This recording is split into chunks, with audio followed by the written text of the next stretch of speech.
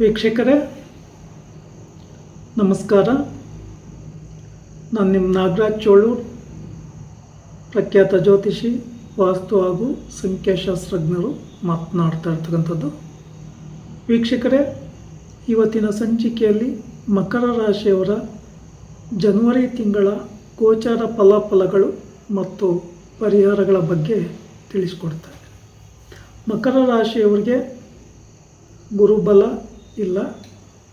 ಈ ಗುರುಬಲ ಇಲ್ಲದೆ ಇರ್ತಕ್ಕಂಥ ಸಮಯಗಳಲ್ಲಿ ನಾವು ಯಾವುದೇ ವ್ಯಾಪಾರ ವ್ಯವಹಾರ ಮಾಡೋಕ್ಕೆ ಹೋದರೆ, ಅಥವಾ ಒಂದು ಮನೆ ಕಟ್ಟಬೇಕು ಅಂತ ಹೋದರೆ, ಅಥವಾ ಶುಭ ಕಾರ್ಯಗಳನ್ನು ಮಾಡಬೇಕು ಅಂತ ಹೋದರೆ, ವಾಹನವನ್ನು ತೆಗೆದುಕೋಬೇಕು ಅಂತ ಹೋದರೆ, ಅಥವಾ ಯಾರಾದರೂ ನಿಮಗೆ ಹಣ ಕೊಡಬೇಕು ಅಂತ ಇದ್ದರೆ, ಅಥವಾ ನೀವು ಯಾರಾದರೂ ಹಣ ಕೊಡಬೇಕು ಅಂತ ಇದ್ದರೆ, ಇನ್ನಿತರ ಹೊಸ ವಿಚಾರ ವ್ಯವಹಾರಗಳಲ್ಲಿ ಅಂದುಕೊಂಡಂತೆ ಸುಲಭವಾಗಿ ನಿಮ್ಮ ಕಾರ್ಯಗಳು ನೆರವೇರೋದಿಲ್ಲ.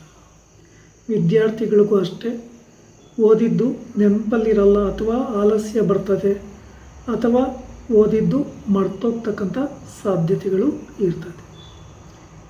ಈ ಕಾರಣದಿಂದ ಗುರುವಾರಗಳಂದು ನೀವು ರಾಘವೇಂದ್ರ ಸ್ವಾಮಿ ದೇವಸ್ಥಾನ, ಸಾಯಿಬಾಬಾ ಮಂದಿರ, ವಿಷ್ಣುವಿನ ಸಾನ್ನಿಧ್ಯ, ಈಶ್ವರನ ದೇವಸ್ಥಾನದಲ್ಲಿ ಅಥವಾ ದತ್ತಾತ್ರೇಯರ ಕ್ಷೇತ್ರಗಳಲ್ಲಿ ದಕ್ಷಿಣಾಮೂರ್ತಿ ದೇವರಿಗೆ ಗುರುವಾರಗಳಂದು ಹಳದಿ ಹೂ, ಬಿಲ್ವಪತ್ರೆ ಅರ್ಪಣೆ ಮಾಡಿ ಪೂಜೆ ಕೊಡ್ತಕ್ಕಂಥದ್ದು ಭಾಳ ಒಳ್ಳೆಯದು.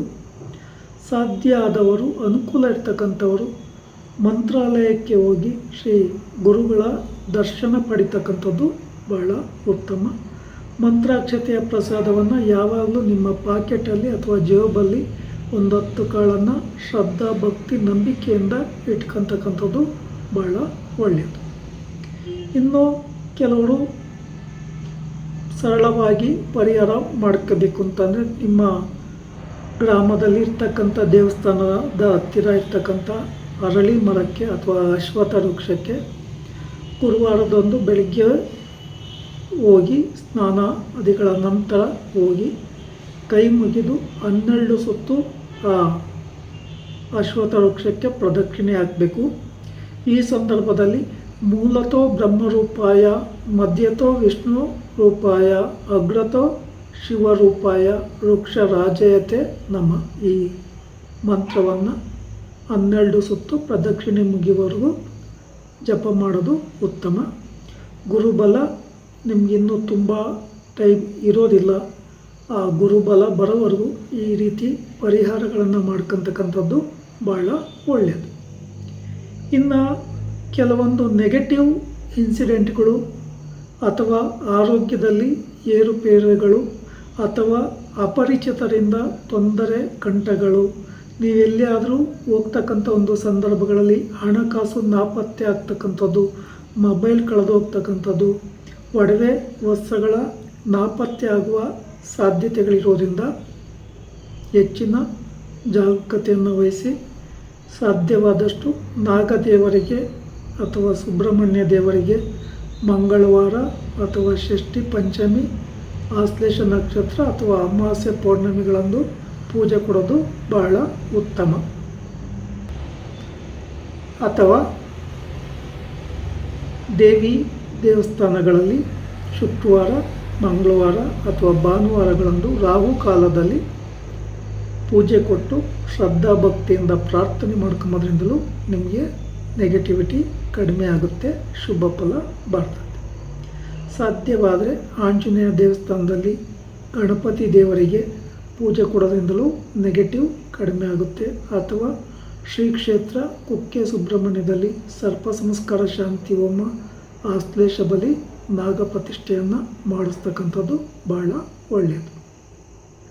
ವೀಕ್ಷಕರೇ, ನಿಮಗೆ ಬುಧವಾರ, ಗುರುವಾರ, ಶುಕ್ರವಾರಗಳು ಶುಭ ದಿನಗಳಾಗಿರ್ತದೆ.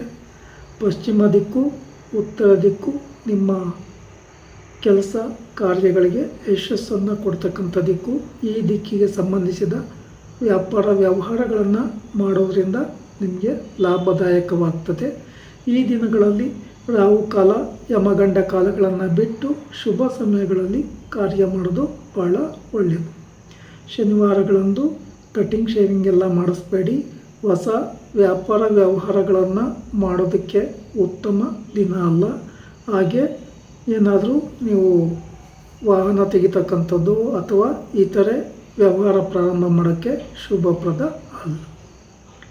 ವೀಕ್ಷಕರೇ, ನಿಮ್ಮ ರಾಶಿಗೆ ಶನಿ ಭಗವಾನರು ಅಧಿಪತಿಯಾಗಿದ್ದು ಶನಿ ದೋಷ ನಿಮಗೆ ಇರೋದಿಲ್ಲ. ಆದರೆ ಗುರುಬಲ ಇಲ್ಲದೇ ಇರುವ ಕಾರಣ ನಿಮ್ಮ ಕೆಲಸ ಕಾರ್ಯಗಳು ಅಂದ್ಕೊಂಡ ರೀತಿಯಲ್ಲಿ ಆಗಲ್ಲ.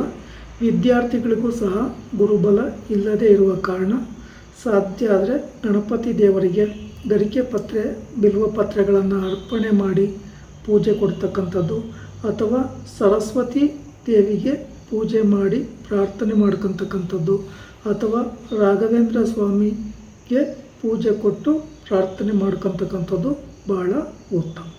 ವೀಕ್ಷಕರೇ, ಈ ವಿಡಿಯೋ ಇಷ್ಟ ಆಯಿತು ಅಂದರೆ ಲೈಕ್ ಮಾಡಿ, ಶೇರ್ ಮಾಡಿ, ಫಾಲೋ ಮಾಡಿ, ಆ ಲೈಕನ್ನು ಒತ್ತಿ, ಬೆಲ್ಲೈಕನ್ ಒತ್ತಿ. ನಮಸ್ಕಾರ.